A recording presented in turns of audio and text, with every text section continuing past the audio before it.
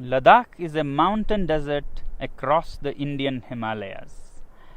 In the rain shadow of the mighty mountains, it's so high and dry that it's often called Moonland. It looks more like a moonscape or a Marscape. Well, this one is a picture of the Mars.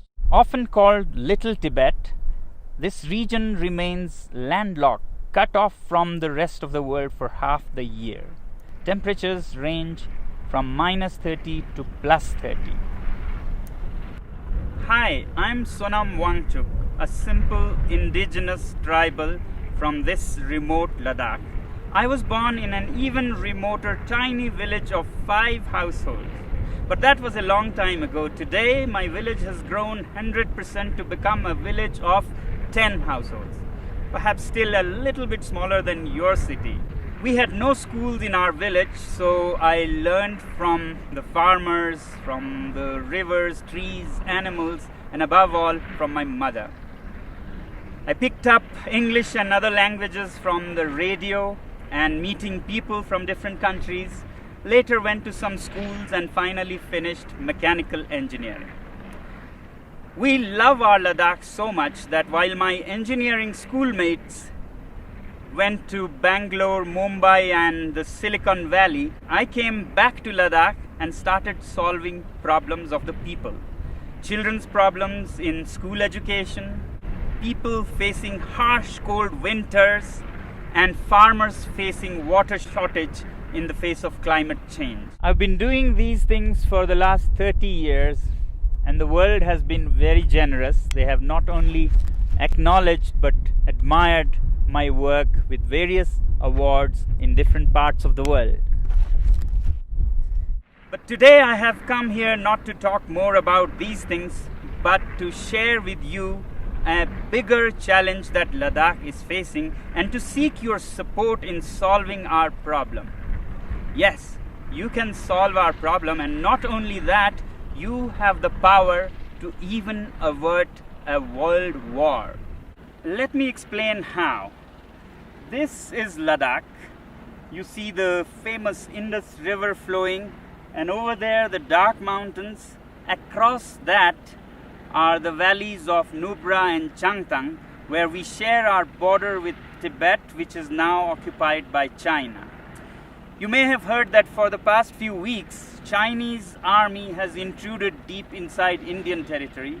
This has been happening over years, and our shepherds who raise the famous Kashmir goats have lost a lot of their pastures and are in deep trouble.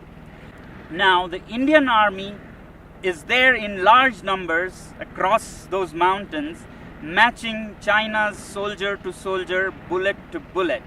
But I don't think that is a solution. Both these countries are nuclear powers, and push comes to shove, India doesn't need all of its 160 nuclear weapons to raise all Chinese cities, and vice versa. And that could soon escalate into a full-fledged world war, World War III. Therefore, I have come to seek your support in solving this. You, my friends, have the wallet power, which in this case can even diffuse a bullet war between different countries. Let me explain how.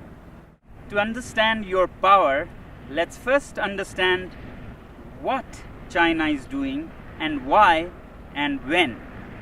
Although China claims that Indian soldiers intruded into its territory, it could not be a coincidence that at the same time, in the months of April and May, Vietnamese decide to bother China. Taiwan and the US Navy also decide to bother China. And the timing is important.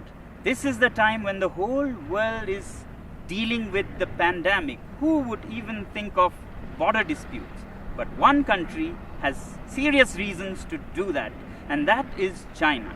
China, being a totalitarian regime, fears not so much the bullet power of India or the US. What it fears most is its own people. the 1.4 billion people that work like bonded laborers without many rights and enrich this regime, when they are angry, there's a situation for an uprising, a revolt. And today, after the COVID pandemic, people in China are furious with their government for how they handled the pandemic. Chinese businesses are shut, factories are shut, unemployment reaches 20%. And it's time for an uprising. And that's when China picks up fights with several of its neighbors to divert the attention of angry citizens from the economy to nationalism.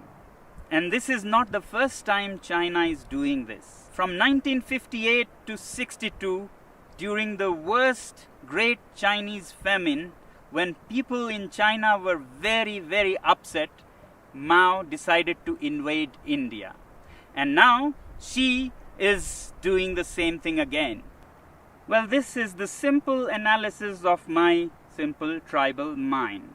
If this be the case, then we, the citizens of the world, should use our wallet judiciously and hit China where it hurts most, the economy. If enough people around the world decide that we will no longer buy Chinese goods and sponsor this regime, then that will see their worst nightmares coming true. And I think this is the only way we can bring the Chinese regime on the discussion table for peace dialogues.